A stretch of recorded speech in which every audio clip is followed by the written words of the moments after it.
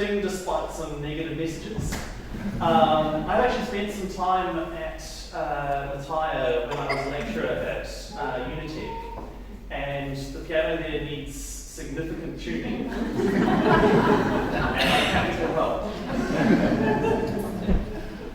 Cool, excellent. Well, thank you very much for having me, and thank you for still being awake. As I said, I'll try and keep the energy up. So we're going to talk about a range of things. So as was mentioned, I am currently sequencing lots of different animals, developing potentially fertility control, very early days, genomic sequencing, novel toxins, landscape genetics, and also doing a lot of sort of planning around all of this and trying to figure out, well, what are we actually trying to do? Now, one of the big things here is that there's this divide between suppression and eradication. Suppression is what we're all doing, which is lowering pest populations to achieve an outcome. And the important thing with any suppression thing is you know what the outcome is that you're trying to do, and you try and get pests down to a level that will give you that outcome. Right? You don't want to have traps every 5 meters and you're just wasting your time. You're trying to get a specific outcome. And so you need to know how that works. The other end of the scale is eradication. You remove everything, it is gone, and then you get very high benefits and hopefully they last for a very long time. It's high one-off cost. Sometimes there's ongoing biosecurity for eradication. Often it's very high toxin use at first, and then there's no more. And it requires extremely stringent methodology. To do an eradication, you have to do everything perfectly, and they still fail because you won't have thought of something. There'll be some slugs that ate some bait and you fail. So one's a fail or succeed, and the other is, are we succeeding in reaching our goals, but you have to keep doing it. Now, there is this new concept that is being introduced, which is elimination, and Zip have been writing about this, which is like eradication. You're basically trying to remove all the animals from an area, but you know that they're coming back. Therefore, you remove them as they come back. So you detect the ones that come back, you remove them before populations sort of establish, and you manage that. So it requires surveillance and ability to remove those animals. And ideally what you have is a core area that has no pests, and then a buffer area that has some, and then some boundary area that you're trying to stop them from getting through. Now, this is a new concept, and there's different versions of it, and there's lots of people skeptical about this, because can we do these things, and what are the actual requirements? I think for some species maybe we can do it, and others I think probably we can't. And this is a really important thing to sort of figure out. Now, what are the critical rules for this? Nothing's been written up. I'm hoping to write a paper on this. I think that these are critical rules for elimination. Animals are killed at a rate faster than the rate of increase at any population density. That's a rule for eradication in general. So at super low population density, their rate of increase is very high. You still need to kill them faster than that for this to be a real thing. Buffers can minimize immigration to a manageable level.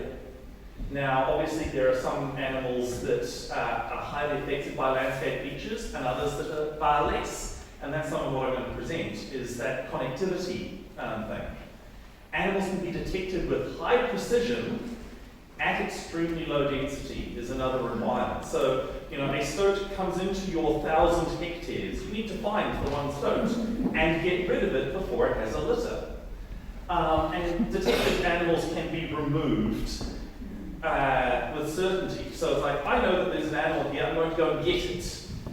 And I would argue that for most animals, definitely mustelids, we're not there yet.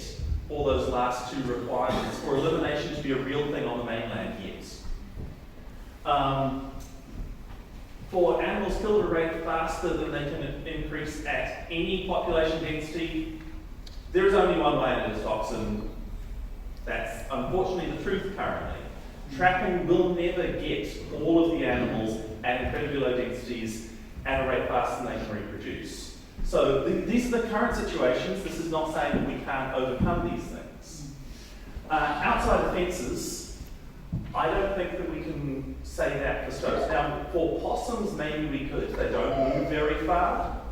But for stoats, they really move. And I'll show you some results on that. Right now, for detecting things, we do have some very good dogs and handlers.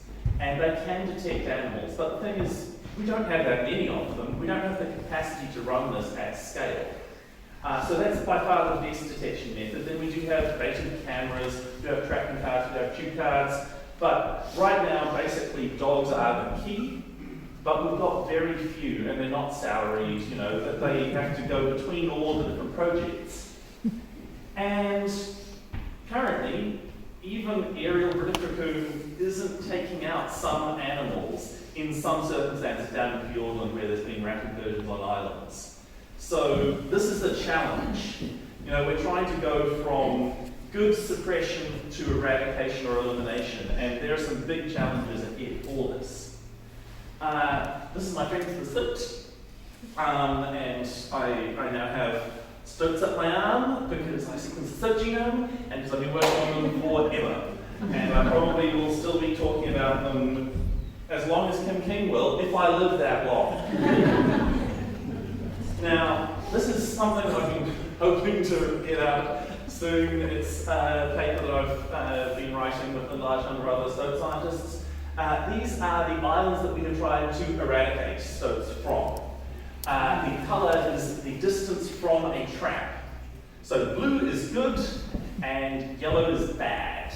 So as you get further away from a trap, then there's the chance that there might be some stoats that live there that never encounter a trap. So you can see that's the green is sort of 600 metres and it's going up to over 1,000 metres. So you can see Long Island, that was actually planned as a full eradication. They're getting towards that. But you can see there are gaps on Resolution Secretary, and if anyone's been there, which I have, that's insane territory that, you know, it's mountains that are just coming out of the ocean. Waiheke, I gave them some good advice and was like, you just need to cover it in traps. And so they did. So on Waiheke, there should be no stoats that don't encounter a trap, right? We've taken that out. Also, my genetic results from my PhD said there's no immigration. They aren't arriving that often. Now, Rangitoto Moshitapu, we've got good evidence that I've got from genetics. At least 6 stoats have swum to Rangitoto Moshitapu since 2009. At least 6, and that's 3K. And during my PhD, I was like, ooh, I'm getting all this genetic evidence and modelling saying stoats swim up to islands really far away. They're swimming multiple kilometres, and no one believed me, so then Kim and I swam some stoats and watched them for hours, and then when you show people footage of stoats swimming kilometres for hours in a forced current, they didn't really want to go swimming that day, then people believe you. So stoats really can swim, but Waiheke's 5K, and that's questionable as a maximum distance. It is warm, I think they probably can occasionally, but more likely they would hop fire permanently. Now, the islands that have been successful are those ones. It's the small ones. The largest ever stoat eradication using traps was 18 stoats. We have never been successful at doing that more. Also, just to point out, with traps we have never succeeded in eradicating any population of rat or possum ever. So this is the problem, is that you can do it at small scales, but at large scales it's hard. Now, this is actually something that's a really important thing that I'm trying to tell all the communities. And this is about eradication, not about suppression.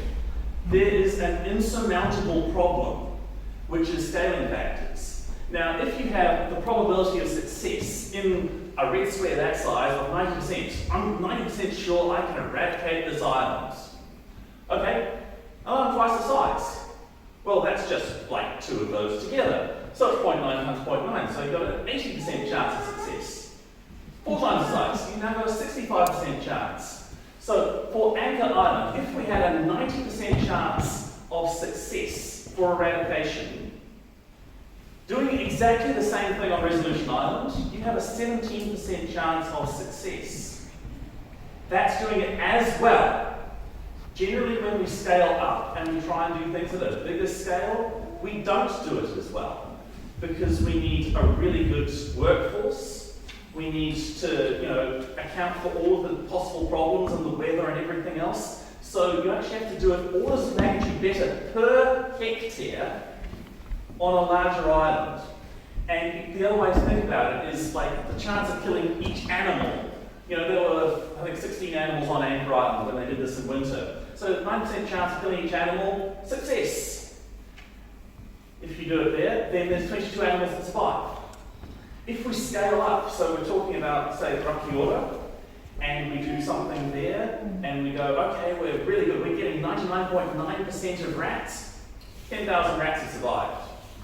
This is the issue, and this is the problem that we have to deal with, which is why we have to do smaller areas well and isolate them. Not trying to be negative, I'm just trying to say we need to do things right and plan them correctly. So currently, only small islands have had successful stoat eradications, and we know that it's trap avoiding stoats. Right? Some of these islands, there will be a few that are ones that maybe were between traps, and for Resolution Secretariat, there's a few that do swim. It's about 1 kilometre. But the majority are females that have avoided. Eradication is just different from control. So, talking about Waiheke. Now, Waiheke have kindly given me all the stoats for all of the years, and I have genetics them all. That's their trapping network. Pretty good. So, what can we get out of this sort of information? This is now from a couple of years ago. The red ones are 1 litter, and the dates are there. And then that orange one there, that was also from that litter. But that's the mum of the next year. The yellow one's a her. Her son went into the trap 4 days after her, so her smell was there. And this is a definite thing. The family members' scent brings the other ones in. But you can see these juvenile stoats survived for 4 months dispersing across the island in the most densely trapped area of the country. And that's 7.3 kilometres. So a trapping grid that dense is not a barrier to stoats. They live amongst those traps, even juveniles. Now this is another one, this is the next year. Yellow is dad, and red are the offspring. But because I've literally sequenced every animal, where's mum? Mum was not caught. So, that's where I think mum was. And I don't have the slide, but yes, they did actually find dens in that area. So you can actually use genetic information to actually direct on-the-ground stuff if you are sampling everything. And then this is what happened last year. So there were 2 very clear litters. I haven't shown you the horrible tangle of relationships that I got with the genetics, but there are actually 2 sisters that were both mated by the same male, and then they had their litters in those 2 locations. There were also 3 females that died either just before they gave birth for one of them, or before the kids were independent. So that's probably another 30 stoats that were taken out before they ever actually became adults. And then each of these, basically I've been going through with their age and relationships, trying to figure out, well, where did they come from? And so we're getting down to the exact family history and history of every single individual. That's what we're trying to do with Waiheke Island, because this is what we're, eradication is different. You have to get every single one and know everything about them. So last year, there were between 2 and 4 litters on Waiheke Island. There are both males and females that are surviving for years amongst that trapping. And the trapping network, therefore, is not a barrier to dispersal. And they're close, but like a condom, 90% of a condom still leads to the same place as 0%. This is the problem with animals that can rapidly breed, right? Now, what I believe is the answer. Now, first off, I believe that Waiheke will succeed within the next few years.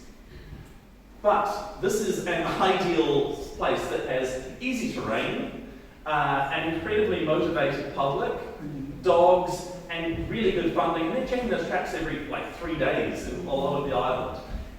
This is an ideal situation with no immigration, and it's still close to a sustainable harvest using trapping at that density. And to me that says, this proves that you cannot eradicate stoats at scale with traps alone with the current technology. Therefore, toxin is required for eradication currently.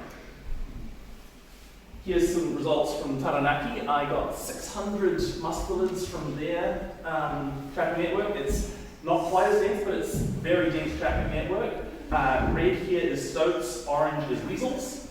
And with the sex ratio of those, it's about 1-to-1 for stoats, and that means that you do have a trap in every home range, because the home range of females is less. Therefore, if you get about a 1-to-1 sex ratio, you have enough traps. That's something that you all can do in any program is, do I have a dense enough trapping network? They have a baculum, so a penis bone, so you can do this with real degraded samples. Sex all of your stoats, and you'll be able to tell. If you have a significant male bias, then you don't have a trapping grid that's dense enough. Weasels? No. Unfortunately, it was like 3-to-1 or over that, male to female, and that's because the average female weasel is about like 50-60 grams, and the trigger weight for a DOC 200 is about 100 grams, so they're just not catching the females, which means that they will have a very high rate of increase. And probably the weasel population may even be increasing above what it was before because there's less stoats. And this is what the dispersal of them looks like across that landscape. So these are movements of animals within a year, and that's 40 kilometres that some of these stoats are going across this dense trapping network. Stoats. Swim 3K, move. The furthest that we know a stoat has dispersed was 65 kilometres. That was down in Fiordland, and it was over a few weeks. And that was an ear-tagged individual, so you can't kind of question. It was tagged one place, and a few weeks later, 65 kilometres away, it was caught. And so this is what the dispersal curve looks like. So most of them aren't dispersing more than about 10k before being trapped, but there are ones going 40 kilometres. Now, this is just an exercise. Let's just say I use magic, and my town now is stoat free. By magic, currently it would have to be aerial Brody. So that area there, if we did that, now let's just say that we're trying to stop stoats getting back in terms of an elimination thing using a trapping network. That would be an absolute minimum, which would have to be maintained forever, 2,000 traps over quite a mountainous country. And I don't think that's good enough because they can easily go that distance. So it's 30,000 traps, which you're checking at that regularity. That's what you would require to prevent ones getting back into that if you're just relying on trapping to do that, which we can't, clearly. So this is the thing, is that we need to be directing what we do to be a suppression for a specific outcome, or we need fences to stop this, because I don't see another solution, and I would love to hear some answers on some solutions. But possums. Now, possums aren't like stoats. Stoats are super intelligent, super athletes. Possums are simple. This is my favorite figure ever. What I did was I sequenced like 600 possums from across Taranaki with genomic sequencing, and I looked at the inbreeding rate of, so the inbreeding measure for each of them. And then I averaged that across the landscape and mapped it.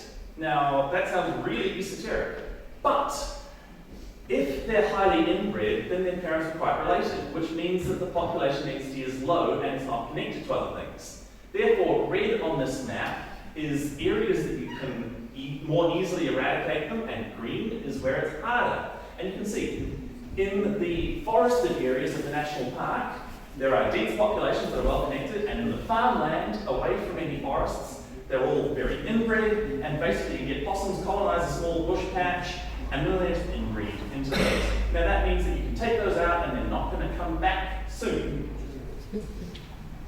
If we look at, this is sort of kinship groups, so this is related-ish individuals, it's not just nuclear families, it's a little bit more widespread. Rivers, this is a small river, and it is a barrier to dispersal to a degree. But they do cross bridges, and they cross at the beach occasionally. But you can actually see that sort of thing using genetics. Now, instead of sticking radio collars on 20 individuals, I sequence 600, and therefore you can start to get this really fine scale, how do they move across a landscape? Now, my colleague Tom Etherington and I, we created these maps going, if we, again, used magic, or 1080 to 0 if it works, and the kaitakis are now possum-free, where would we need to do control over a year to have 95% confidence that no possums get back to that area? And so we have these probability lines. Obviously, in the forest, they're going to come from further, and there's more of them. And then 2 years. Right? Now, this is a really good, important thing for managers, because managers, they want to know, okay, so where do I do the control? It's not like, oh, forest has got more possums.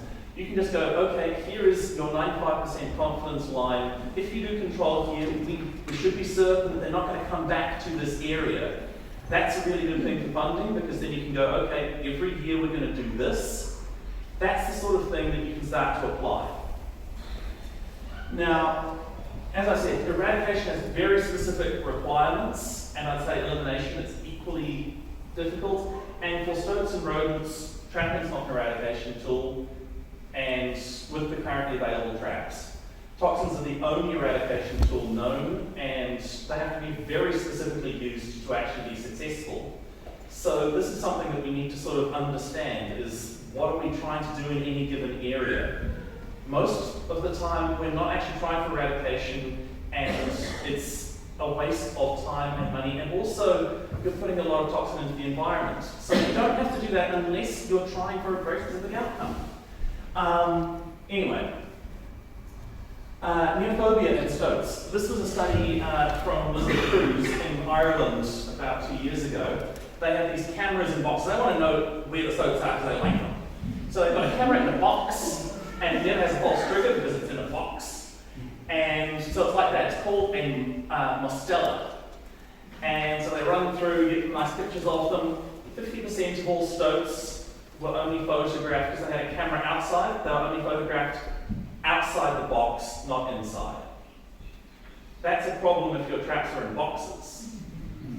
Now, we don't know if that's the same individuals or not, but they are highly neophobic. And this is one of the problems, is that we need to be understanding there are just ones that don't go into devices. They see that and go, wow, an alien spaceship, why would I go inside? And some really good research that my colleagues Patrick and Kyla have been doing, survivors behave differently. So for a 1080 drop that they did on the west coast, they got some possums in, and for over a year, these were survivors of the 1080 drop and possums. When they were offered a bait matrix that was the same as a 1080 bait matrix, it had no toxin in it, they would refuse to eat it, bashed away in anger.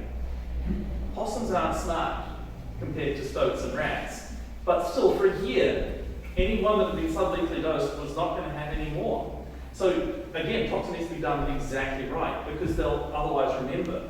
They also caught ones, this was in a trapping operation in Lottery Bush.